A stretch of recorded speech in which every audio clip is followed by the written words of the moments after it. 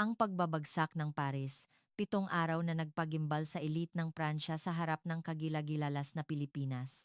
Ang kaguluhan sa kasalukuyang pamahalaan ng Pransya ay nag-ugat sa isang pangyayaring wala pang katulad. Ang sabay-sabay na malawakang paglalakbay ng 790 miyembro ng kanilang pinakamataas na uri patungo sa Pilipinas. Ang nagtulak sa kanila ay isang bulong na nagpapabagsak sa pundasyon ng pagmamalaki ng Pransya. Ang Pilipinas ay 15 taon na ang unahan sa atin. Hindi maaari, walang pagkakataon.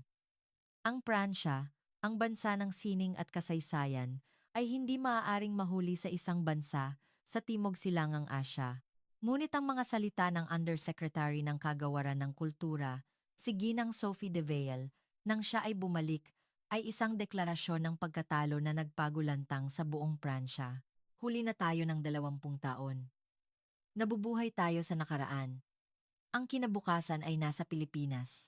Ano ang nakita ng mga elite ng Pransya na may 3 siglong pagmamalaki sa kultura sa sandaling lumapag sila sa Manila Global Hub, MGH? Ano ang mapangwasak na agwat na nagpabagsak sa kanilang pagmamataas? Narito ang record ng 7 araw na pagkabigla kung saan ang kanilang palalong pagmamalaki ay gumuho sa harap ng pang-araw-araw na kalakaran sa Pilipinas. Ibinubunyag namin ang buong salaysay ngayon. Isang malaking bilang ng mga taga-Pransya, nakabilang sa mataas na uri, ang dumagsa sa paliparan ng Manila Global Hub.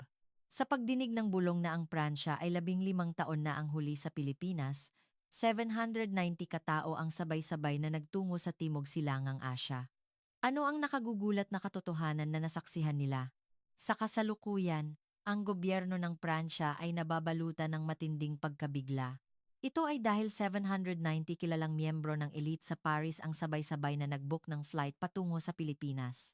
Ang dahilan, ang pag-uulat na ang Pilipinas ay 2 beses ng sunod-sunod na nakakuha ng ika-1 pwesto sa pandaigdigang Digital Government Evaluation. Ibig sabihin, kumalat ang bulong na ang sistema ng administrasyon, kabilang na ang bansa, ay mas maunlad kaysa sa Pransya.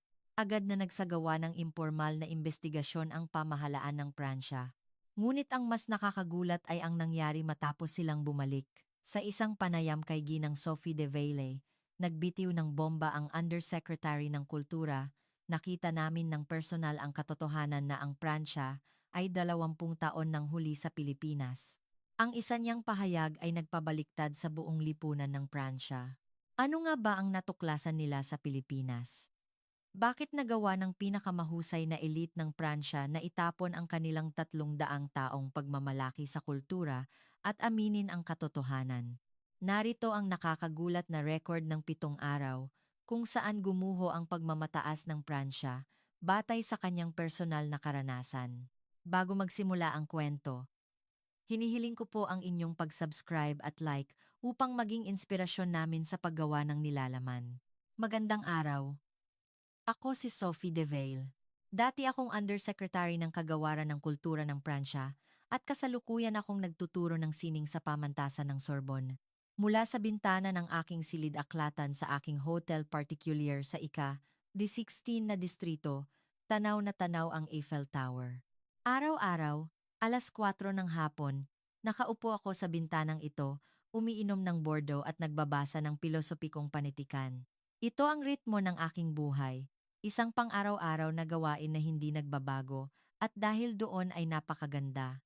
3 taon na akong nagretiro, ngunit abala pa rin ang aking pang-araw-araw na buhay.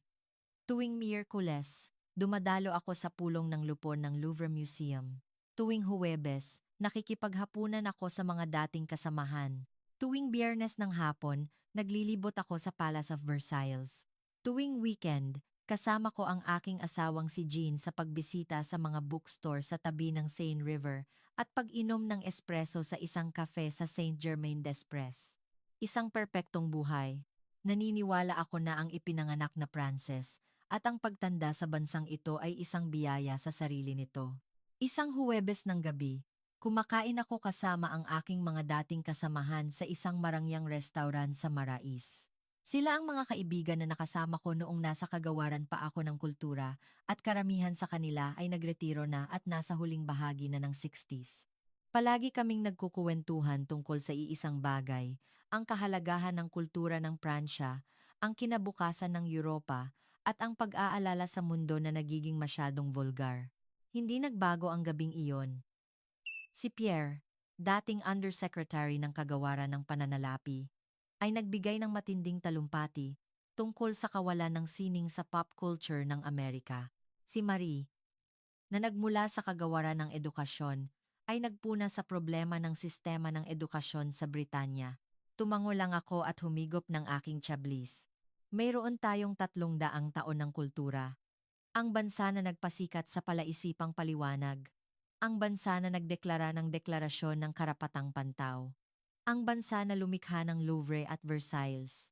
Gaano man magbago ang mundo, ang dignidad ng Pransya ay hinding-hindi magbabago, sabi ko, at sumang-ayon ang lahat. Tama.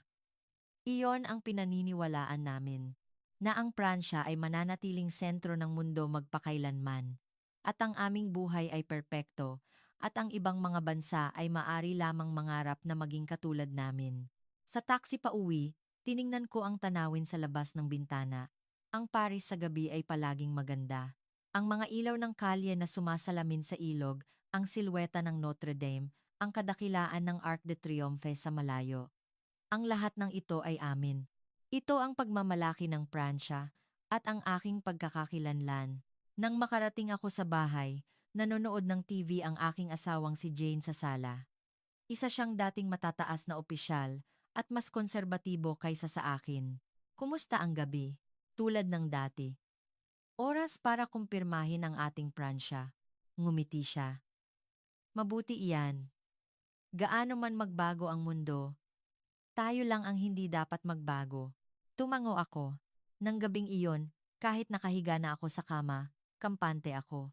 Sa 65 taon ng aking buhay, hindi ko kailanman kinwestiyon ang sarili kong buhay.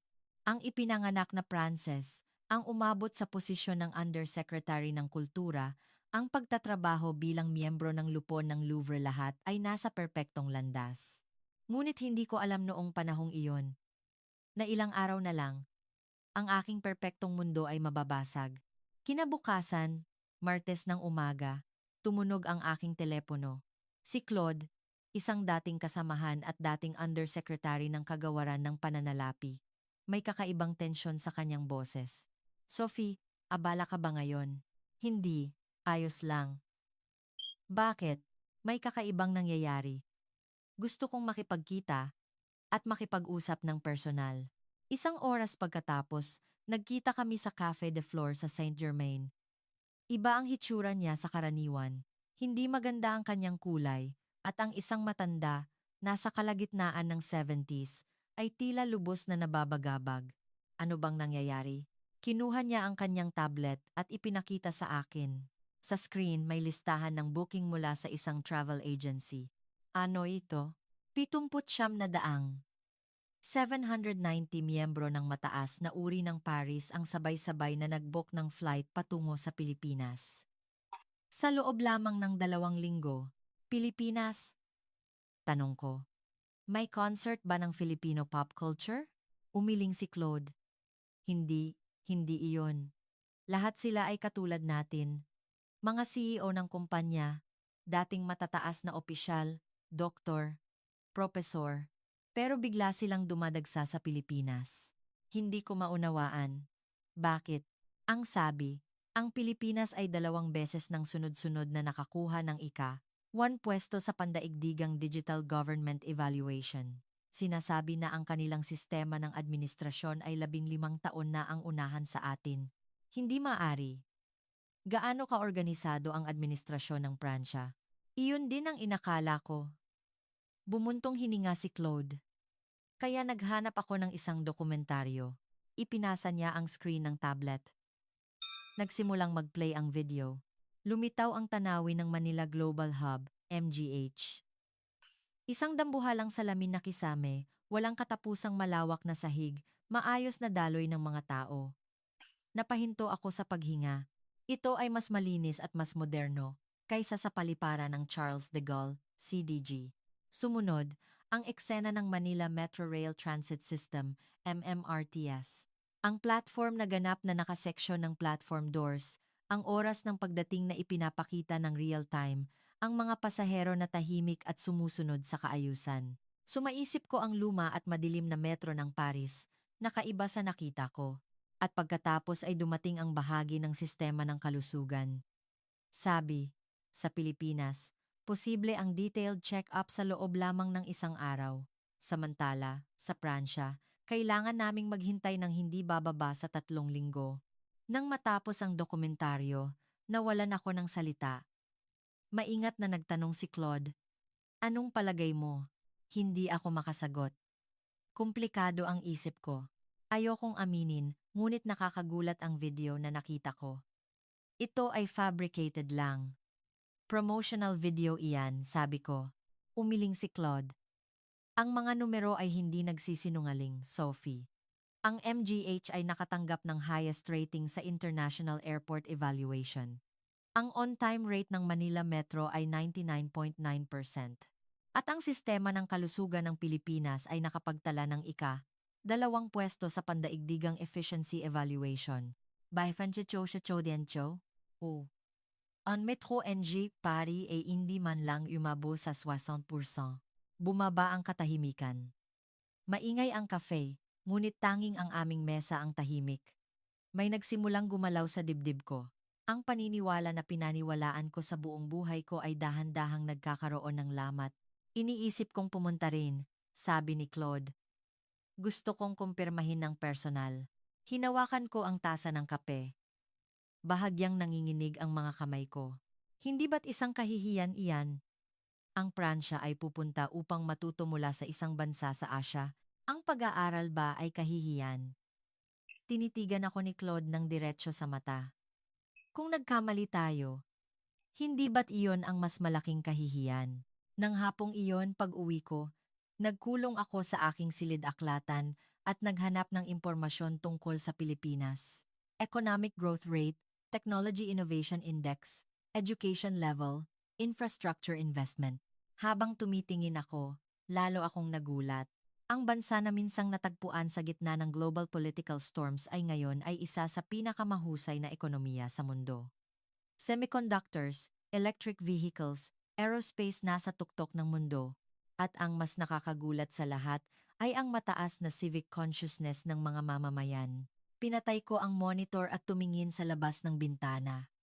Ang Eiffel Tower ay nagniningning sa liwanag ng paglubog ng araw.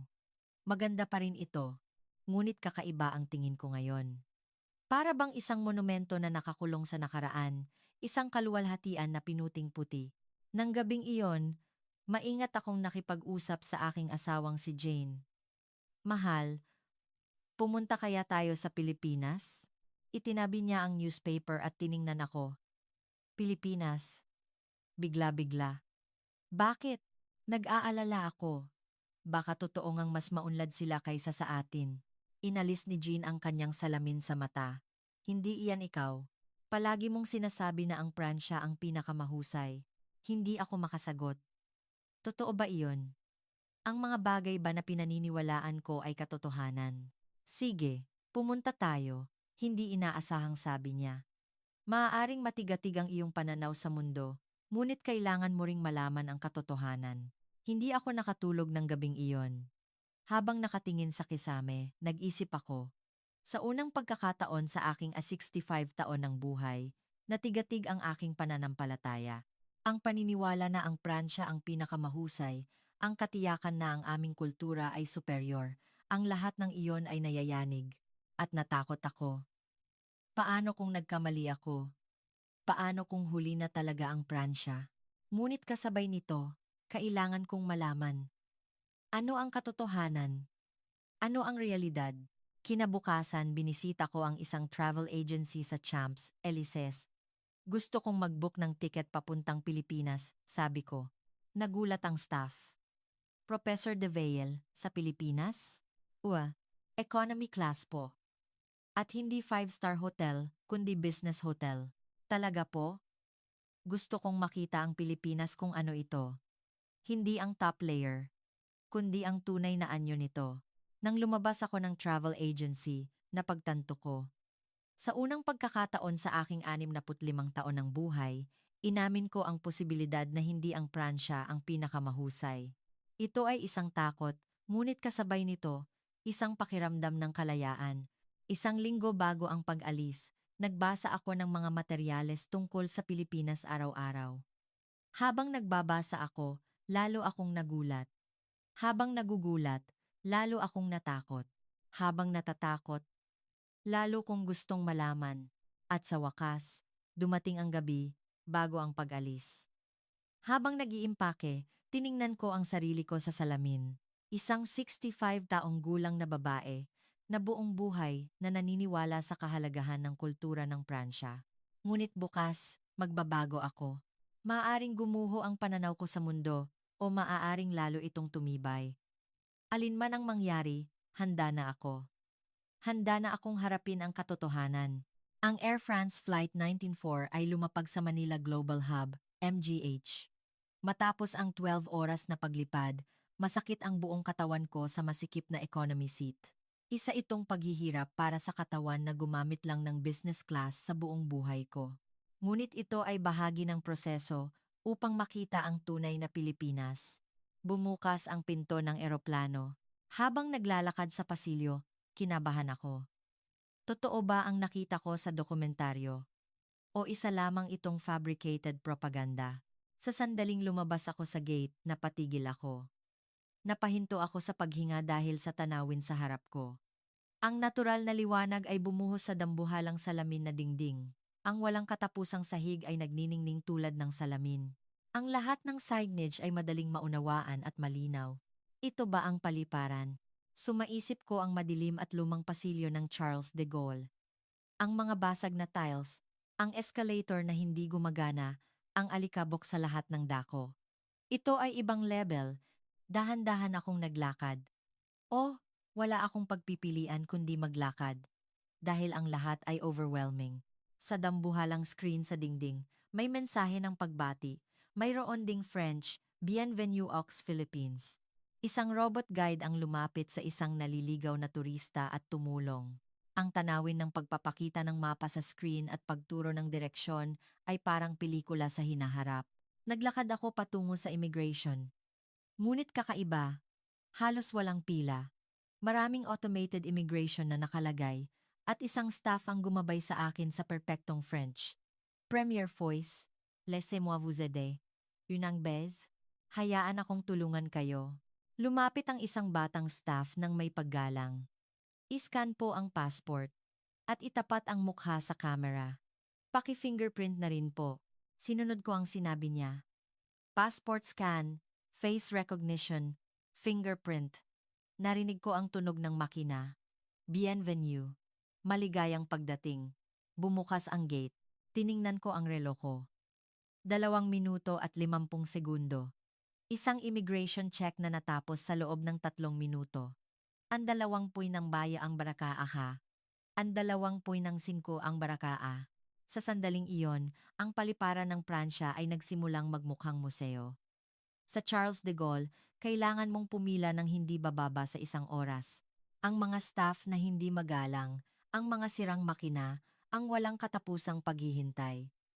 Nagpunta ako para kunin ang bagahe ko. Sa malaking screen, ang status ay ipinakita ng real-time. Flight AF194, baggage arriving. Estimated time, 4 minutes. 4 minuto. Tiningnan kong muli ang screen. Akala ko nagkakamali ako. Ngunit eksaktong 4 minuto pagkatapos, nagsimulang umandar ang conveyor belt. Lumabas ang aking maleta. Malinis, walang sira. Sa Paris, kailangan mo ng 1 oras para maghanap ng bagahe. Hindi rin kakaiba na lumabas ang maleta na may sira. Ang pagdaan sa customs ay mabilis din. If you have nothing to declare, please proceed. Ang mga staff ay palaging nakangiti at ang buong proseso ay smooth. Nang lumabas ako sa arrival lobby, muli akong natigilan. Ang dambuhalang espasyo ay perpektong organisado. Dambuhalang espasyo ay perpektong organisado. Cafe, restaurant, convenience store, currency exchange lahat ay nakikita sa isang tingin at walang kahit anong dumi. Ang sahig ay talagang nagniningning, tulad ng salamin. Kailangan kong maghanap ng interpreter. Habang naghahanap ako, may narinig akong French sa likuran ko. Professor Sophie DeVale, lumingon ako at nakita ko ang isang babaeng Pilipina na nasa unang bahagi ng 30s. Magandang araw. Ako si Anya Reyes. Ako ang inyong interpreter para sa biyaheng ito. Ang perpektong Parisian intonation. Saan ka natuto ng French?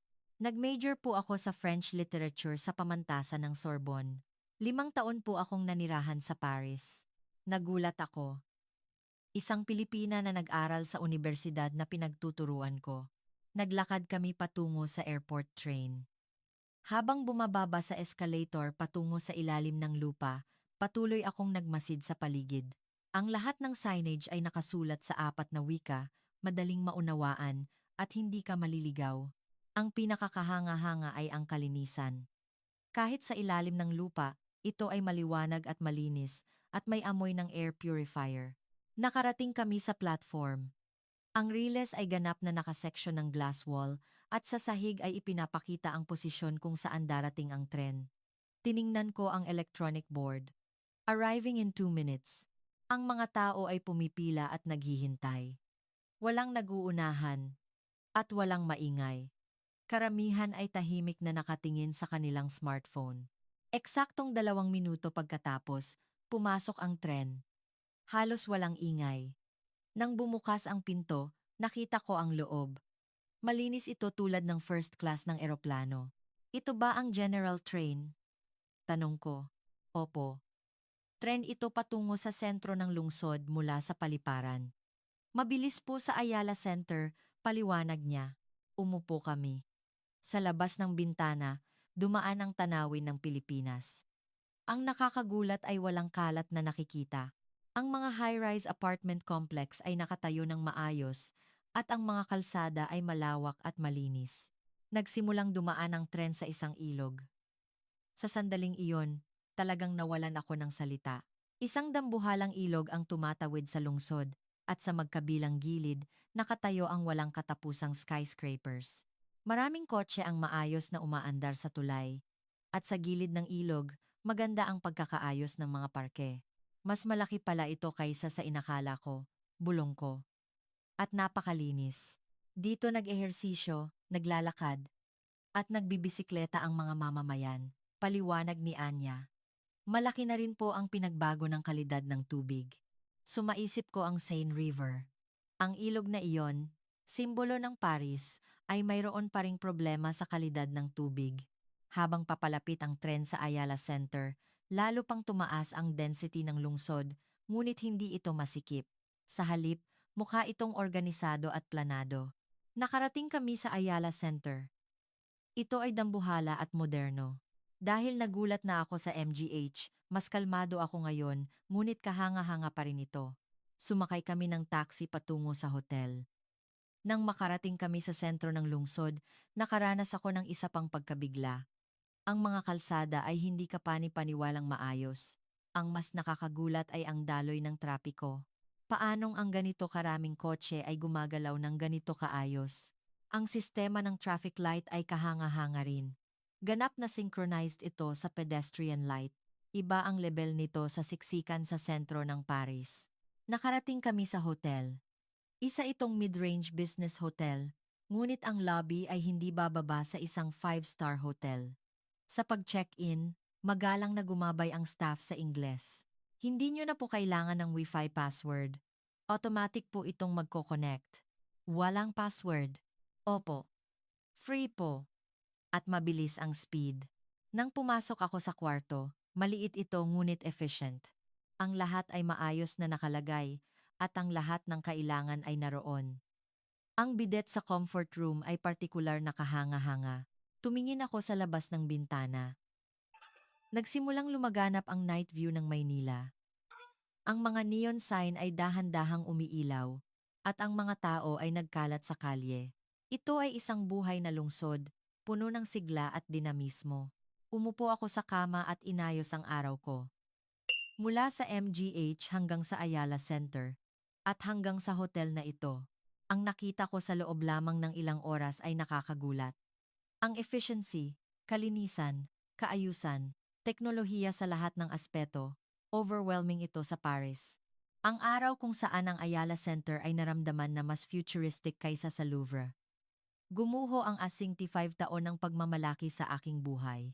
Hindi ko pa nakikita ang Bonifacio Global City, BGC, ngunit may premonition na ako. Ang katiyakan ko sa buong buhay ko ay nayayanig. Ang paniniwala na ang Pransya ang pinakamahusay ay dahan-dahang nagbabagsak.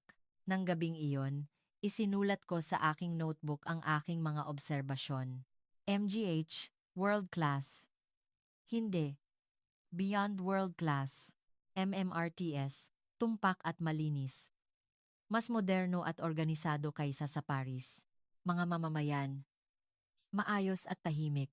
Ibinaba ko ang panulat at tumingin sa labas ng bintana.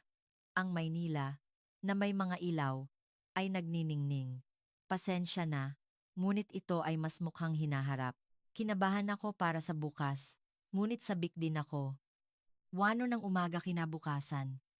Nakipagkita ako kay Anya sa lobby ng hotel. Ngayon po, mararanasan natin ang pang-araw-araw na buhay ng mga mamamayan. Magsisimula tayo sa rush hour ng metro, sabi niya. Rush hour ng metro. Sumaisip ko ang bangungot ng metro ng Paris. Pickpocket, sira-sirang escalator, basura, ngunit kailangan kong maranasan ito upang makita ang tunay na Maynila. Sa sandaling bumaba ako sa hagdanan patungo sa pasukan ng istasyon, napatigil ako. Ang pasilyo patungo sa ilalim ng lupa ay maliwanag at malinis, tulad ng isang department store. Ang mga dingding ay tinapos ng puting tiles, at ang mga ilaw sa kisame ay nagliliwanag sa bawat sulok. Ang escalator ay gumagana. Sabi ko, nagulat. Nagulat si Anya. Natural lang po. Sa Paris, nag-alinlangan ako, ang kalahati ay palaging sira. Habang lalo akong bumababa sa ilalim ng lupa, lalo akong nagulat. Walang graffiti kahit saan, walang nakikitang basura, at sa halip na masamang amoy, may mabangong amoy. Nakarating kami sa turnstile. Itap lang po ang inyong IC card. Beep. Bumukas ang gate. Hindi man lang umabot sa 1 segundo.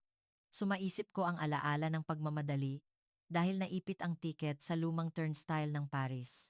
Sa hagdanan pababa sa platform, napahinto ako sa paghinga. Isang malawak na platform ang lumabas sa harap ko. Ang sahig ay nagniningning, ang riles ay ganap na nakaseksyon ng salamin, at ang malaking screen ay nagpapakita ng real-time information. Ang mga tao ay naghihintay na nakahanay sa linya sa sahig. Walang naguunahan, at walang maingay. Karamihan ay tahimik na nakatingin sa kanilang smartphone. Eksaktong oras, pumasok ang tren. Nang bumukas ang pinto, nagsimulang sumakay ang mga tao matapos lumabas ang mga naunang bumaba. Nawalan ako ng salita sa kaayusan, ang kahanga-hangang on-time rate ng Manila Metro. Mula noon, ang metro ng Paris ay nawala sa aking isip. Ang loob ng tren ay mas komportable kaysa sa inakala ko. Ang aircon ay gumagana ng perpekto, ang mga handrail ay malinis, at walang kahit anong dumi sa sahig. Ang announcement ay lumabas sa Filipino at Ingles. Sa monitor, ipinakita ang mapa ng ruta kasama ang impormasyon sa paglipat. Tingnan niyo po doon, turo ni Anya. Walang nakaupo sa priority seat. Totoo. Kahit na masikip ang loob ng tren, walang bakante sa priority seat. Hindi ka pani-paniwala, bulong ko. Sa Paris, kahit ang matatanda ay nakatayo, walang nag-aalok ng upuan. Lumipat kami ng tren. Kahit komplikado ang pasilyo ng paglipat, ang signage ay napakalinaw kaya hindi ako naligaw.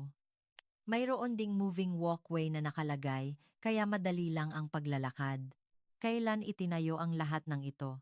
Ilang dekada na po itong itinayo at patuloy na minamodernisa. Ang Paris ay may metro mula pa noong 1900, sabi ko, nag-aatubili. Pagkatapos ng 120 taon, ganoon pa rin ito. Nang makarating kami sa Ayala Center, ganap akong natigilan. Shopping mall, restaurant, cafe, bookstore, hindi ito istasyon ng metro, kundi isang complex cultural space. Ito ang istasyon na may pinakamaraming daily traffic sa buong mundo, paliwanag ni Anya. Pinakamarami sa buong mundo? Tanong ko, nagulat. Pero bakit ganito kalinis? Dahil maayos po ang sistema ng paglilinis. Lumabas kami sa ground level. Ang tanawin ng mga skyscraper ay lumabas sa harap ko. Ang mga malalawak na avenue, ang matatayog na buildings, at ang perpektong sistema ng trapiko. Paano naging ganito ang lungsod na ito sa loob lamang ng ilang dekada? Tanong ko, hindi makapaniwala. Opo, mabilis po itong umunlad mula sa post-war reconstruction. Ang Paris ay gumagamit pa rin ng disenyo ni Baron Haussmann na ginawa 200 taon na ang nakalipas. Isang lungsod na tumatanggi sa pagbabago, isang lungsod na nananatili sa nakaraan. Iyon ang Paris. Habang naglalakad sa kalye, patuloy akong nagmasid. Ang pedestrian light ay nagpapakita ng natitirang oras. Ang mga crosswalk ay malawak at ligtas. Ang bus stop ay nagpapakita ng real-time arrival information at ang mga tao ay maayos na nakapila. Ang mga gusali ay moderno ngunit harmonious at ang mga signboard ay makulay ngunit organisado. Sistema. Bulong ko. Ang lahat ay gumagalaw sa pamamagitan ng sistema. Pumasok kami sa isang cafe at nag-order ng kape. Nag-order ako gamit ang touch panel. At multi-language ito, madali ang pagbayad gamit ang smartphone. Ilang tao lang ang gumagamit ng cash. Opo. Karamihan ay card o mobile payment. Habang umiinom ng kape, tumingin ako sa labas ng bintana. Ang mga tao na naglalakad sa kalye, ang mga kotse, ang mga gusali lahat ay gumagalaw ng efficient, maayos, at mabilis. Isang buhay na lungsod. Isang lungsod na tumatakbo patungo sa hinaharap. Kumusta naman ang Paris? Maganda, ngunit stagnant. Ang Paris ay nagpapakita ng nakaraan tulad ng isang museo. Bumuntong hininga ako. Sa ikalawang araw pa lang, natigatig na ang pananaw ko sa mundo. Ang French superiority complex baka ito ay obsession lang sa nakaraan. Professor, ayos lang po ba kayo? Nag-aalalang tanong ni Anya. Oo, ayos lang ako, ngumiti ako. Marami lang akong natututunan. Ngunit sa loob ko, natatakot ako. Ano pa kayang pagkabigla ang naghihintay sa akin bukas? At pagbalik ko pagkatapos ng isang linggo, mamahalin ko pa kaya ang Pransya? Datlang araw ng umaga, may nangyari sa aking kaibigan na si Madeline. Nakasama ko sa biyahe.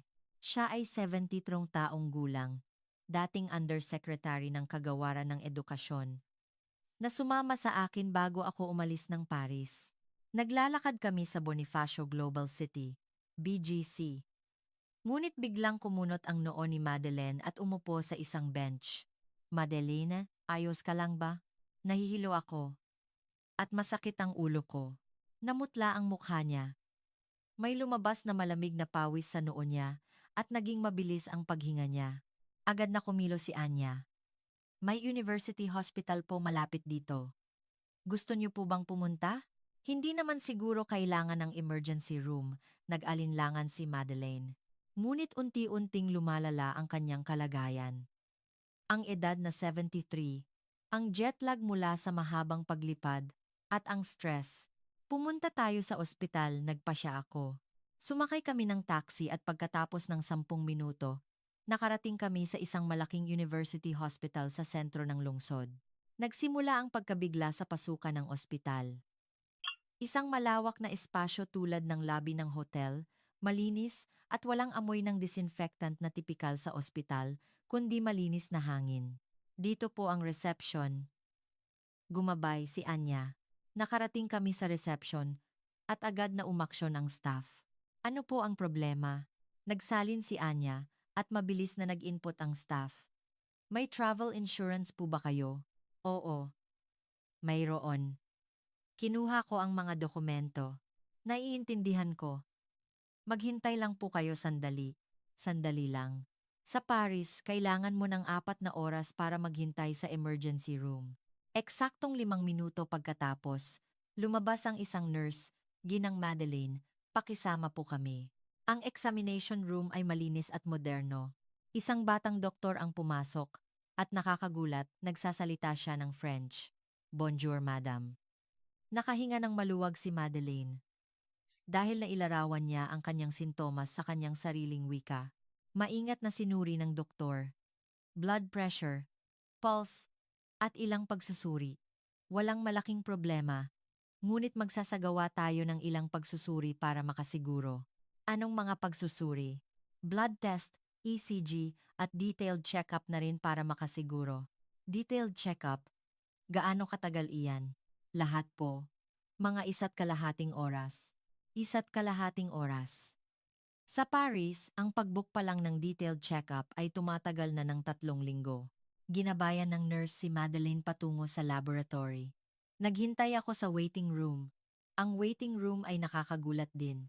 Malawak, maliwanag, komportable ang mga upuan, at may free wifi. Mayroon ding cafe. Ganito ba lahat ng ospital sa Pilipinas? Tanong ko kay Anya. Karamihan po sa malalaking ospital, opo. Tumaas po ang service. 1 oras at 20 minuto pagkatapos, bumalik si Madeleine. Mas gumanda ang mukha niya. Napakagulat. Sophie, natapos ko ang lahat ng pagsusuri sa loob ng 1 oras. Hindi mo iyon maiisip sa Paris. Dinala ng doktor ang kanyang tablet. Sa screen, ipinakita ang resulta ng pagsusuri. Mabuti na lang, walang malaking problema. Tila sanhi ito ng pagod sa biyahe, dehydration, at bahagyang hypoglycemia. Ipinakita niya ang screen at ipinaliwanag isa-isa. Ang mga imaging test ay agad na nakita. Sa ospital ng Pilipinas, muli kong natutunan ang pamantayan ng isang developed country. Sa Paris, mula sa appointment hanggang sa resulta, tumatagal ito ng 1 buwan. Makakabuti po kung magpahinga kayo ng 1 oras at magpa-dextrose, sabi ng doktor. Ang treatment room ay malinis din. Nakaseksyon ng kortina. At may TV. Ito ba ang emergency room? Hindi makapaniwala ang mukha ni Madeleine. Mas maganda pa kaysa sa mga pribadong klinika sa Paris. Pagkatapos ng 1 oras, ganap na gumaling si Madeleine. Nang magbayad kami, muli kaming nagulat. Ang bayarin ay mas mura kaysa sa inakala namin. Nagkatinginan kami ni Madeleine. Kung ginawa namin ang parehong bagay sa Paris, malaking gastos at oras ang aabutin. Nang kunin namin ang prescription sa pharmacy, nagulat ulit kami. Ang pharmacist ay nagpaliwanag ng dosage sa Ingles at inilagay ang instruction manual sa plastic bag ng gamot. Hiningi mo ba ito ng espesyal? Tanong ko. Hindi po. Ginagabayan po nila ng maayos ang mga foreign patient, ngumiti ang pharmacist. Nang lumabas kami ng ospital, sabi ni Madeleine, Sophie, nagkamali tayo. Ano ang ibig mong sabihin? Ang paniniwala natin na ang Pransya ang pinakamahusay. Hindi bababa sa sistema ng kalusugan, mas maunlad ang Pilipinas. Gusto kong sumalungat, ngunit hindi ko magawa. Dahil ang lahat ng naranasan ko ngayon ay nagpapatunay na tama ang kanyang sinabi. Sa taxi pabalik sa hotel, tumingin ako sa labas ng bintana. Ang lungsod ng Maynila ay malinis pa rin. Ang trapiko ay smooth. At ang mga tao ay sumusunod sa kaayusan. Naalala ko ang isang artikulo na nabasa ko na maraming tao mula sa ibang bansa ang pumupunta sa Pilipinas para sa medical tourism. Noong una, akala ko biro lang. Ngunit ngayon, naiintindihan ko, ang trust ay lumilikha ng pagpili. At ang sumusuporta sa pagpiling iyon ay ang perpektong sistemang ito. Sa kwarto ng hotel, inayos ko ang aking karanasan ngayon sa aking notebook. 3 araw, Makati Medical Center. Bilis ng paghihintay sa ER, bilis ng pagsusuri. At higit sa lahat, ang kabaitan at efficiency. Mas malinaw ito kapag tiningnan sa mga numero. Gaano kahuli ang Pransya? 4 na araw ng hapon. Kasama si Madeleine na nakabawi na, nagtungo kami sa Bonifacio Global City, BGC. Sinasabi na ang BGC ay ang Champs Elysees ng Maynila. Ngumiti ako ng may pagmamataas sa loob ko. Ihambing ang Champs Elysees. Ang Champs Elysees ng Paris ay ang sentro ng mundo at kultura. Ihambing ang isang kalye ng shopping sa Asya sa kalye kung saan ang 300 taon ng kasaysayan ay buhay. Ngunit puno ng kumpiyansa ang mukha ni Anya. Tingnan niyo po ng personal at magpasya kayo. Nang lumabas ako ng istasyon ng MRT at umakyat sa ground level, napahinto ako sa paghinga. Ang mga sophisticated na gusali at fashionable na tao ay bumabalot sa kalye, ngunit kakaiba. Kahit ganito karaming tao ang gumagalaw, hindi ito masikip. Parang isang maayos na choreographed dance. Natural lang ang daloy nito. Ang ganda, sabi ni Madeline. Nagulat, habang naglalakad sa kalye. Patuloy akong nagmasid. Ang mga brand ay nagpapakita ng kanilang individuality ngunit may overall harmony. Ang dambuhalang screen ay bumabalot sa mga gusali, at ang mga pinakabagong advertisement ay dumadaloy tulad ng mga artwork. Tingnan mo iyan, turo ni Madeleine sa isang cosmetics store. Ang buong gusali ay isang brand shop, may pila sa pasukan, ngunit lahat ay mga turista mula sa iba't ibang bansa. Pumasok tayo. Nang pumasok kami sa loob, isa pang mundo ang lumabas. Ang first floor ay isang experience zone. Ang mga customer ay malayang nagtetest ng mga produkto at ang mga professional consultant ay nagbibigay ng individual counseling. At ang nakakagulat ay ang teknolohiya. Skin analysis machine po, paliwanag ng staff. Sa pagtayo sa harap ng isang makina na parang salamin, agad na na-analyze ang kondisyon ng aking balat, moisture level, pigmentation at nagrekomenda ito ng produkto na akma sa akin. Nang makita ko ang beauty technology ng Pilipinas, napagtanto ko ang aking pagmamataas na naniniwala lamang sa French perfume. Mayroon bang ganitong serbisyo ang French cosmetics? Ang mga luxury cosmetics sa Paris ay nananatili pa rin sa tradisyonal na paraan. Nagrekomenda ang tindera ng produkto, nagtetest ang customer iyon lang. Ang second floor ay makeup zone. Ang mas nakakagulat ay ang virtual makeup system. Sa pagtayo sa harap ng screen, maaari kong maranasan ang iba't ibang makeup ng virtually. Kahit hindi mo ilagay, malalaman mo kung bagay ba sa iyo. Humanga si Madeleine. Ang third floor ay isang cafe. Isang cafe sa isang brand shop, ngunit puno ito. Ang mga kabataan ay umiinom ng kape habang nagpo-post ng larawan sa SNS. Ang shopping ay hindi lang simple purchase, inamin ko. Ito ay experience at cultural activity. Tama po, ngumiti si Anya. Lumabas kami at naglakad pa sa kalye. Ganoon din sa apparel stores. Ang bawat store ay may natatanging concept at story. At ang service ng mga tindera ay department store level. Nang makita namin ang isang food stall sa isang side street, taho, turon, mga pagkain na hindi ko pa nakikita, gusto niyo po bang kumain? Suhestiyon ni Anya. Karaniwan, tatanggi ako, ngunit iba na ngayon. Nagpasya akong tanggapin ang lahat ng bukas ang isip. Bigyan mo ako ng isa niyan, turo ko sa turon. Ngunit muli akong nagulat sa proseso ng pagbabayad. Ipinakita ng tindera ang isang QR code. Digital payment sa food stall? Opo, pwede ring cash, pero karamihan ay nagbabayad gamit ang smartphone. Sa palengke sa Paris, cash pa rin ang ginagamit. Karamihan sa mga store ay hindi tumatanggap ng card. Kumagat ako ng turon. Mainit, ngunit addictive ang lasa. Surprisingly delicious. Humanga si Madeleine nang kumagat din. Patuloy kaming naglakad. At tumigil kami sa harap ng isang malaking apparel store. Ang mannequin sa show window ay gumagalaw. Ano iyan? Pinakabagong display po. Habang tinitingnan ko ang isang pair of jeans, ang model sa screen ay nagpalit ng jeans. Hindi ako makapaniwala. Pumasok kami sa loob. Isang mas nakakagulat na tanawin ang naghihintay. Smart mirror po, paliwanag ng staff. Kapag ipinatapat mo ang damit, automatikong nagrekomenda ito ng coordination. Nang hawakan ko ang isang shirt at tumayo sa harap ng salamin, lumabas sa screen ang iba't ibang coordination. Pants, jacket, shoes, na babagay. Ang inventory ay real-time ding kinumpirma. Ipinakita ng staff ang tablet. Agad mong malalaman kung ilan pa ang natitira sa bawat size.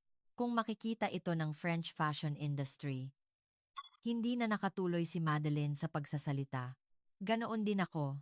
Habang ang mga luxury store sa Paris ay nananatili sa tradisyon, ang Maynila ay nagbebenta ng hinaharap. ang Pransya na nagbebenta ng nakaraang kaluwalhatian at ang Pilipinas na nagbebenta ng hinaharap. Tapos na ang laban. Para sa hapunan, pumasok kami sa isang restaurant. Nagulat na ako sa pasukan, nagrehistro ng pangalan sa tablet para sa waiting list, at ipinakita ang estimated waiting time. Mga 20 minuto po. Magpapadala po kami ng notification kung may bakante. Eksaktong 18 minuto pagkatapos, dumating ang notification sa aking smartphone. Ready na ang aming table. Ang loob ng restaurant ay high-tech din. Bawat table ay may tablet, at kapag touch mo ang menu, lumalabas ang larawan at detalyadong paliwanag ng pagkain. Ipinapakita rin ang impormasyon sa allergy. Ganito rin ba ang pag-order? Tanong ko. Opo. Hindi niyo na po kailangan tawagin ang waiter. Pagkatapos ng order, lumabas ang estimated time at eksaktong oras, lumabas ang pagkain. Nagulat din ako sa pagbabayad matapos kumain. Pwede rin po ang table payment. Turo ng staff sa tablet. Lumabas ang code sa screen. At kapag scan mo, lumabas ang payment page. Gusto niyo po bang ipadala ang receipt sa email? Ang mundo kung saan nawala ang paper receipt. Sa Paris, marami pa rin ang gumagamit ng handwritten receipt. Lumabas kami ng restaurant at nagpunta ulit sa kalye. Sa gabi, lalo pang naging makulay ang BGC. Ang mga neon sign at screen ay nagpapailaw sa buong lungsod. Mas maganda sa gabi, humanga si Madeleine. Naiintindihan ko na kung bakit ang kultura ng Pilipinas ay umaabot sa mundo. Hindi sila nagbebenta ng produkto, kundi lifestyle. Ang kultura ay hindi lang simple entertainment, kundi isang total industry, sabi ko. Habang dumadaan sa kalye kung saan nakalagay ang mga cosmetics, nakaranas ako ng huling pagkabigla. Bawat store ay may signage sa Ingles, Chinese, at iba pa, at ang mga tindera ay nagsasalita ng maraming wika. Ang tax-free service ay basic, at posible rin ang international shipping. Ganap nilang nauunawaan ang world market, inamin ni Madeleine. Sa taxi pabalik sa hotel, sabi ni Madeleine, Sophie, nagkamali tayo ng husto. Alam ko. Ang Paris ay parang museo, sabi ko. Maganda, pero patay. Tumingin ako sa labas ng bintana. Ang mga ilaw ng lungsod ay lumalayo. Ang Maynila ay buhay. Inamin ko. Tumatakbo patungo sa hinaharap. Sa kwarto ng hotel, inayos ko ang aking karanasan ngayon. Ang sukdulan ng experiential marketing perpektong digitalization, kakayahan na umangkop sa world market, fusion ng kultura at teknolohiya, at ang bata at dynamic na enerhiya. At napagtanto ko. Ang araw kung saan ang BGC ay naramdaman na mas futuristic kaysa sa Louvre. Gumuho ang asing 5 taon ng pagmamalaki sa aking buhay. Talagang gumuho, ganap, at lubusan. Isang linggo pagkatapos, ang Air France Flight 194 ay lumapag sa paliparan ng Charles de Gaulle. Nang bumukas ang pinto ng eroplano at naglakad ako sa pasilyo, parang sasabog ang dibdib ko. Ang lumang carpet, ang basag na tiles, ang escalator na hindi gumagana. Ang tanawin na inakala kong normal isang linggo na ang nakalipas ay mukhang shabby ngayon. Ang shabby. Hindi ako makasagot. Dahil ang Pransya, ang aking pagkakakilanlan sa buong buhay ko, ay biglang nagmukhang isang lumang museo. Ang mahabang pila sa harap ng immigration, ang mga staff na hindi magalang, ang electronic board na sira lahat ay kabaligtaran ng Pilipinas. Kailangan na naman ng isang oras para hanapin ang bagahe, bumuntong hininga si Madeleine. Eksaktong 65 minuto pagkatapos, sa wakas ay nakalabas kami ng paliparan. Sa taxi pa uwi, tiningnan ko ang Paris. Maganda pa rin. Ngunit iba na ang tingin ko ngayon. Isang lungsod na stagnant. Isang lungsod na tumatanggi sa pagbabago. Si Jean, ang aking asawa, ay naghihintay sa harap ng pinto. Welcome home. Mukhang nagbago ka, sabi niya. Mayroon kang mabigat na dalahin. Ang kanyang insight ay matalas pa rin. Umupo ako sa sala at nagsimulang ikuwento ang aking isang linggong karanasan. Manila Global Hub, Metro, Hospital, BGC. Tahimik na nakinig si Jean. Paminsan-minsan, nanlalaki ang kanyang mata o tumango, ngunit pinakinggan niya ang kuwento ko hanggang sa huli. Kaya, ano ang konklusyon? Tanong niya. Huli na tayo. Ganap na katahimikan ang bumaba. Balak mo bang isapubliko ito? Bakit ko itatago? Isang issue ito na nakataya ang kinabukasan ng Pransya. Ilang araw pagkatapos, tumawag ang isang reporter mula sa Le Monde. Professor, gusto naming magkaroon ng panayam tungkol sa inyong pagbisita sa Pilipinas. Nag-alinlangan ako. Kung sasabihin ko ang katotohanan, babaliktad ang lipunan ng Pransya, ngunit hindi ako makapagsinungaling. Sige, ngunit kailangan niyong isulat kung ano ang totoo. Pagkatapos ng 2 araw, ginanap ang panayam sa headquarters ng Le Monde. Ang reporter ay isang babae na nasa kalagitnaan ng 40s, na may matalas na tingin. Professor, kumusta po ang Pilipinas? Kumuha ako ng malalim na hininga. Nakakagulat. Hindi ito ang Asya na alam natin. Hindi bababa sa infrastructure, digital government, at sistema ng kalusugan. 10 taon silang unahan sa Pransya. Inalis ng reporter ang kanyang salamin. 20 taon? Posible ba iyon? Ang Pransya ay isang developed country. Iyon mismo ang problema, ang pagmamataas na iyan, sabi ko, matigas. Habang nananatili tayo sa nakaraang kaluwalhatian, nagtayo sila ng hinaharap. Maaari po ba kayong magbigay ng konkretong halimbawa? 3 minuto para makapasok sa MGH. 1 oras sa Charles de Gaulle. 3 oras para sa detailed check-up sa Maynila.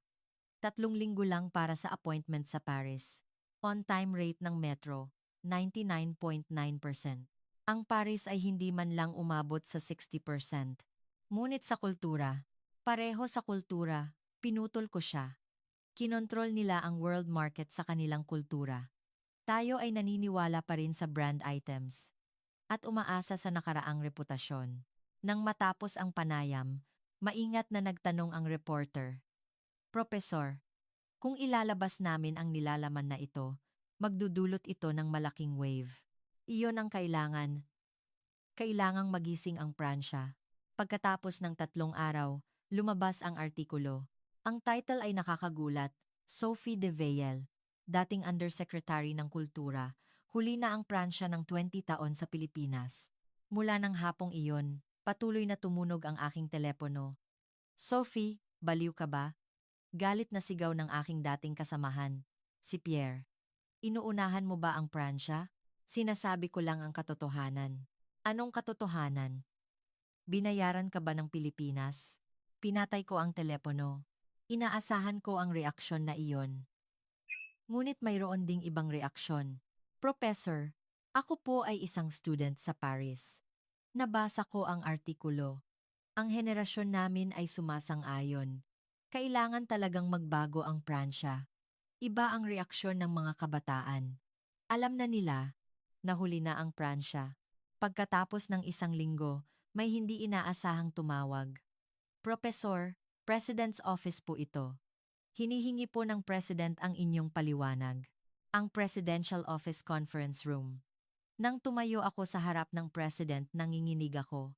Professor de Veil, nabasa ko ang artikulo, sabi ng President. Salamat sa inyong matapat na opinyon. Gusto kong makarinig ng mas detalyado. Sa loob ng 2 oras, ipinaliwanag ko ang lahat ng nakita ko sa Pilipinas. Ipinakita ko rin ang mga larawan at video. Seryosong nakinig ang President. Paminsan-minsan, kumukuha siya ng notes. Ang digital government ay partikular na kahanga-hanga, sabi niya, lahat ng proseso ay online. Iyan ang dahilan kung bakit nakakuha sila ng ika-1 pwesto sa world ranking. Tayo ay naglalakad pa rin sa mga opisina na may mga papeles, sumingit ang Minister of Internal Affairs. Ngunit Mr. President, ang Pransya ay isang bansa na nagbibigay halaga sa privacy, sabi ng Minister of Finance. Iyan ay isa ring excuse, sumalungat ako. Nagtagumpay ang Pilipinas sa digitalization, habang pinoprotektahan ang personal information ng husto. Ginagamit lang natin ang privacy bilang excuse para tanggihan ang pagbabago. Tahimik ang conference room. Pagkatapos ng meeting, tinawag ako ng hiwalay ng President. Professor de Veil, balak kong bumuo ng isang team para pag-aralan ang sistema ng Pilipinas. Gusto mo bang mamuno? Isang karangalan, Mr. President. Ngunit sa sandaling iyon, Maingat na nagsalita ang Minister of Finance na katabi ko. Anong rebellion? Tanong ng President. Ipinakita ng Minister ang tablet. Isang internal document. Ang ilang bureaucrats ay naglalabas ng mga objections sa pagpapakilala ng Philippine reform bilang erosion ng French identity. Kinuha ko ang dokumento. Nakakagulat. Nakasulat ang pangalan ng aking mga dating kasamahan. Pierre, Jacques, at Marie. Ang kanilang argumento ay, kailangan nating protektahan ang tradisyon ng administrasyon ng Pransya. Mapanganib ang walang pag-iingat na pagpapakilala ng Asian model. Bumuntong hininga ang President. Kaya, kailangan natin ang isang tao sa labas tulad ninyo, Professor, isang tao na makakabasag sa paglaban ng vested interests at makakapag-uwi ng pagbabago. Ang sandali kung saan ibinaba ko ang aking pagmamataas.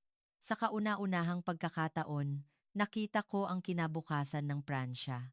Ang humaharang sa pagbabago ay hindi ang sistema, kundi ang pagmamataas ng mga tao. Pag-uwi ko, lumabas sa TV ang aking panayam. Seryosong sinabi ng news anchor. Ang pahayag ni Sophie de Veil, dating Undersecretary ng Kultura, ay nagdudulot ng malaking wave sa lipunan ng Pransya. Nagbago ang screen at lumabas ang isang 60 taong gulang na lalaki na may galit na tinig. Ngunit iba ang sumunod na panayam. Isang 20 taong gulang na babae. Sinuportahan ko si Professor de Veil. Alam na ng henerasyon namin. Kung hindi magbabago ang Pransya, wala itong kinabukasan. Ang lipunan ng Pransya ay nahati sa dalawa. Ang mga konserbatibo ay matinding nagrebelde. Kinabukasan, lumabas ang isang counter-article sa Le Figaro, isang column na isinulat ni Pierre. Ang mga tumatanggi sa kultura ng Pransya, itinanggi ni Sophie de Veil ang 300 taon ng tradisyon ng Pransya. Walang kabuluhan ba ang lahat ng ito Louvre, Versailles, Sorbonne, ngunit iba ang liberation. Sa wakas, may nagsabi ng katotohanan. Nakakulong ang Pransya sa nakaraang kaluwalhatian at nawawala ang hinaharap. Ang SNS ay mas matindi pa. Dalawang hashtag ang lumabas. Vive la France at France Change. Ang nauna ay ginamit ng mga nasa edad 50 pataas. At ang huli ay pinangunahan ng mga nasa edad 40 pababa. Sumabog ang generational conflict. Isang gabi sa harap ng opera, nakasalubong ko ang aking mga dating kasamahan, Pierre, Jacques, at Marie. Mga kaibigan na nakasama ko sa loob ng 40 taon. Sophie de Veil, nag-init ang mukha ni Pierre. Ang traitor ng Pransya ay nandito. Anong nakakagulat doon? Ang kultura ng Pilipinas, sumabat si Jacques. Nagsimulang tumingin ang mga tao sa paligid, may nagsimulang mag-video gamit ang smartphone. Ang isang bansa na may 300 taon ng kultura ay matututo mula sa isang bansa sa Asia, sabi ni Marie. Kumuha ako ng malalim na hininga. Ang 300 taon na iyan mismo ang nagtatali sa atin, sabi ko, mahinahon. Nakakulong tayo sa nakaraan at hindi tinitingnan ang hinaharap. Hindi ka Pranses, sigaw ni Pierre. Mahal ko ang Pransya. Sumigaw ako. Kaya kailangan natin ng pagbabago. Dahil mahal ko ito, sinasabi ko ang katotohanan. Tumalikod sila at umalis. Ang sandali kung saan nagtapos ang 40 kong taon ng pagkakaibigan. Ngunit sa sandaling iyon, may lumapit na isang dalaga. Professor, salamat sa inyong tapang. Sinuportahan ko po kayo. Binigyan ako ng lakas ng kanyang mga salita. Umuwi ako at sinabi kay Jean. Nawalan ako ng mga kaibigan. Ngunit nakuha mo ang kinabukasan ng Pransya, hindi ba?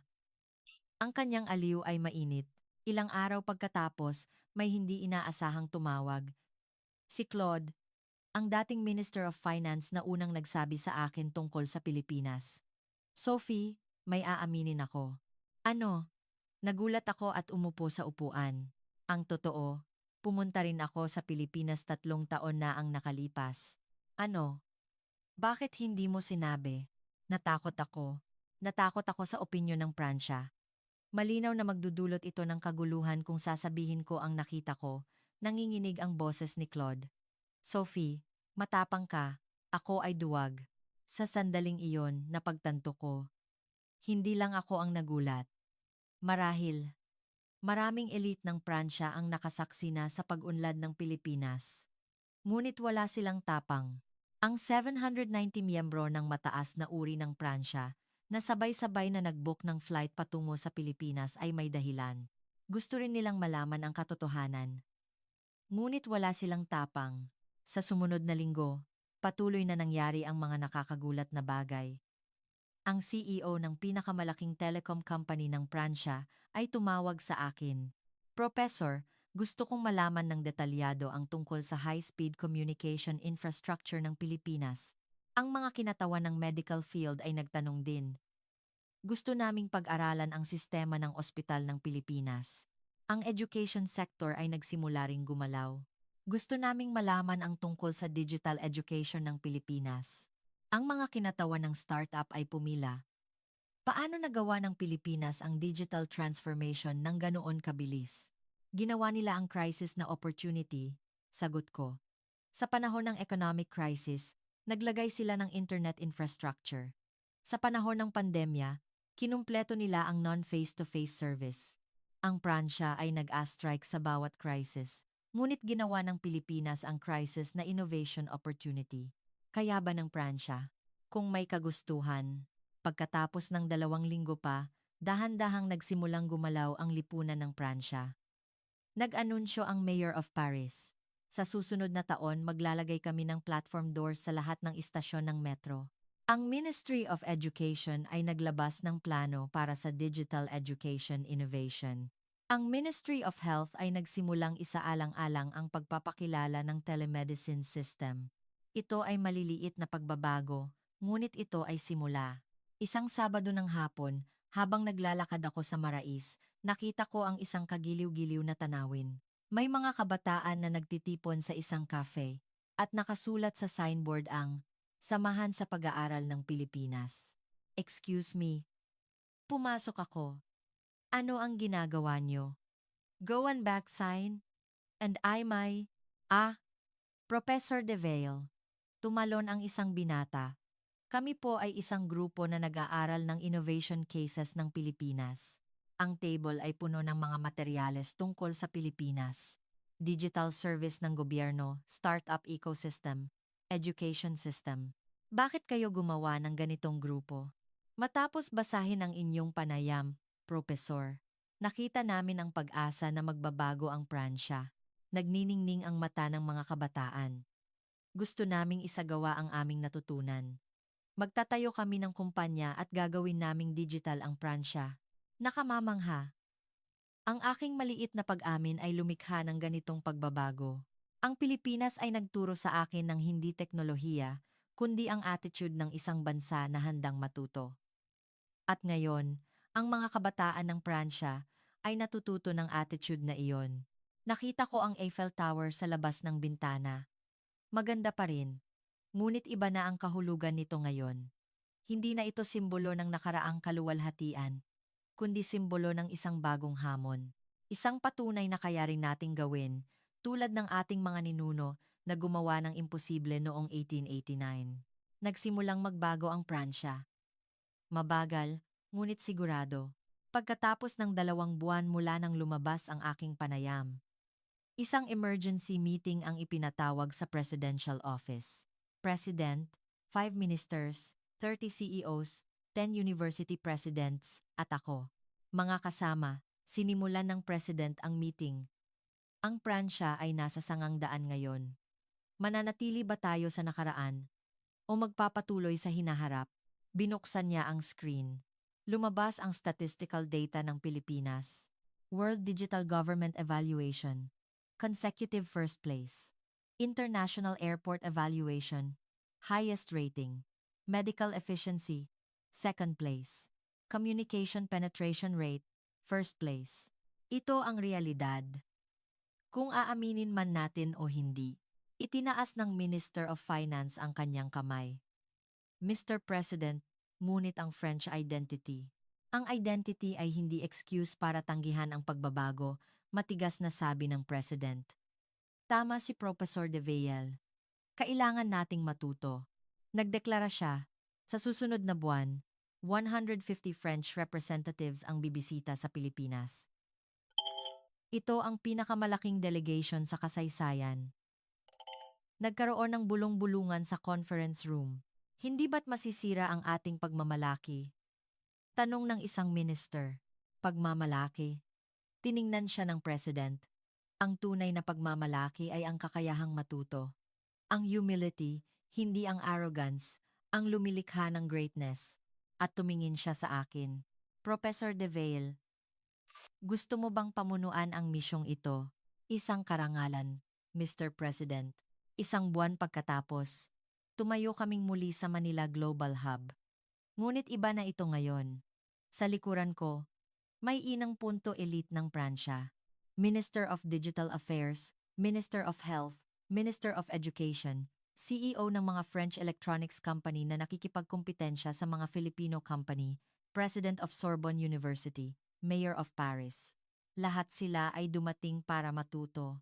Hindi ka panipaniwala, humanga ang Minister of Digital Affairs habang tumitingin sa paliparan. Hindi pala fabricated ang sinabi ninyo, Professor. Ngumiti lang ako.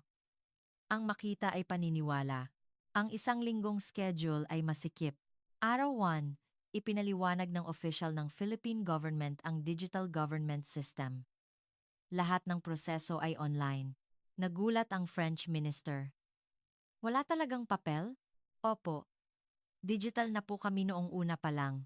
Kami ay, hindi niya na natuloy ang kanyang salita. Araw 2, factory ng isang Philippine electronics manufacturer. Tiningnan namin ang semiconductor factory at research center. Automated production line, cutting-edge research facility. Ang mga CEO ng Pransya ay patuloy na kumukuha ng larawan. Ito ba ang technology ng Pilipinas? Bulong ng isang CEO. Masyado kaming nagpabaya. Araw 3, University Hospital sa Maynila. Ipinakita ng mga medical staff ang digital system. Electronic medical records, telemedicine, diagnostic imaging support. Ang lahat ng data ng patient ay integrated, humanga ang French Minister of Health. Magkaiba ang system sa bawat ospital sa Pransya, kaya bumababa ang efficiency. Araw 4, Technology Enterprise District sa Maynila. Naranasan namin ang Filipino startup ecosystem. Binista namin ang office ng mga top company. Ang culture na hindi natatakot sa failure, paliwanag ng isang CEO. Iyan ang simula ng innovation. Tumango ang mga French entrepreneur. Hindi tinatanggap ng Pransya ang failure. Kapag nag-fail ka ng minsan, halos imposible na ang pagbangon. Iyan ang pinakamalaking hadlang sa innovation. Araw 5. Binista namin ang Smart City Completion Center ng Manila City Hall. Real-time traffic information, disaster prevention system. Ang buong lungsod ay konektado sa isang network. Ito ang urban management ng ika-21 siglo, sabi ng staff ng may pagmamalaki. Bumuntong hininga ang Mayor of Paris. Naiwan kami sa ika-19 na siglo. Araw 6, binista namin ang Philippine Cultural Content Exhibition Hall, music, drama, beauty, food culture. Ang kultura ay naging industry, at ang industry ay nagpapalaki muli ng kultura, isang virtuous cycle, paliwanag ng official. Maraming foreign visitor sa Pilipinas ang pumipili ng Filipino medical service at produkto dahil sa impluensya ng Filipino culture. Ang kultura ay ekonomiya, at ang ekonomiya ay kultura. Lubos akong sumasang-ayon sa pahayag na iyon. Ang Pransya ay isang cultural powerhouse. Ngunit umasa lang kami sa nakaraang kultura. Hindi kami nakagawa ng bagong kultura. Gabi ng huling araw. Ginanap ang isang farewell banquet sa tabi ng ilog. Ang mga official ng Philippine government at ang French delegation ay magkasama. Lumahok ang president sa pamamagitan ng video. Salamat po sa Philippine government at mga mamamayan, sabi ng president. Natuto ang Pransya. Natuto ng humility, natuto ng innovation, natuto ng paraan para tumakbo patungo sa hinaharap. Nagbigay ng toast ang representative ng Pilipinas. Ang Pransya ang aming guro, democracy, human rights, culture, iyan ang natutunan namin sa Pransya. Isang karangalan kung nakatulong man kami kahit kaunti ngayon. Natuto ulit ako sa humility na iyon. Ang isang tunay na malakas na bansa ay hindi nagmamayabang sa sarili nitong lakas. Nang matapos ang banquet, naglakad ako ng mag-isa sa tabi ng ilog. Naalala ko ang unang beses na pumunta ako dito 2 buwan na ang nakalipas. Ang oras na iyon ay puno ng shock at takot. Ngunit iba na ito ngayon. Nakita ko ang pag-asa.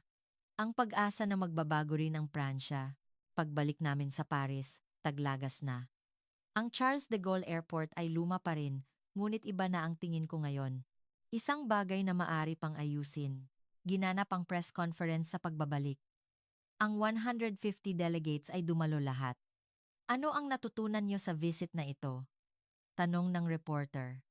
San Asian Salander Garions, Uni Ageri Apang Ara, natuto kami ng humility.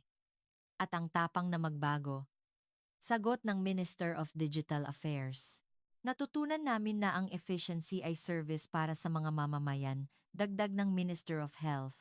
Ang lungsod ay hindi dapat museo, kundi isang buhay na organismo, sabi ng Mayor of Paris. At dumating ang aking turno. Naranasan ko ang pagbagsak ng aking pagmamalaki sa Pilipinas 2 buwan na ang nakalipas. Ngunit iyon ay isang bagong simula. Natutunan ko na ang tunay na pagmamalaki ay hindi ang pagpapanatili sa nakaraang kaluwalhatian, kundi ang paglikha ng hinaharap. Nang matapos ang press conference, mabilis na nangyari ang pagbabago. Pagkatapos ng 1 buwan, binuksan ang unang Digital Administration Center ng Paris. Isang lugar kung saan ang lahat ng proseso ay maaaring gawin online. Pumila ang mga mamamayan. Sa wakas, nagsimula na ang pagbabago. Sabi ng isang mamamayan, nagsimula ang paglalagay ng platform doors sa metro ng Paris. Huli, ngunit simula, itinatag ng Sorbonne University ang Philippine Research Center. Nagtipon ang mga student. Gusto naming pag-aralan ang Pilipinas. Paano sila umunlad? Ang pinakamalaking ospital ng Pransya ay nagpakilala ng Electronic Medical Record System. Bumaba ng 30% ang waiting time ng mga patient. Maliliit na pagbabago, ngunit gumagalaw ang Pransya. Christmas Eve, naghapunan kami ng aking asawang si Jean sa isang restaurant na tanaw ang Eiffel Tower. Nagbago ang lahat kumpara noong 1 taon, sabi niya. Oo. Ako. At ang Pransya. Wala ka bang pagsisisi? Wala. Sa halip, nagpapasalamat ako. Dahil natuto ako ng humility, hinawakan ni Jean ang kamay ko. Hindi ko itinapon ang pagmamalaki, itinuwid ko siya. Nalaman ko lang kung ano ang tunay na pagmamalaki. Hindi iyon ang arrogance na nananatili sa nakaraan, kundi ang humility na patuloy na nag-aaral at lumalago. Sa labas ng bintana, nagsimulang nagniningning ang Eiffel Tower, ang mga ilaw bawat 0 minute. Maganda pa rin. Maganda pa rin, sabi niya. Oo. Ngunit iba na ang kahulugan nito ngayon. Bakit?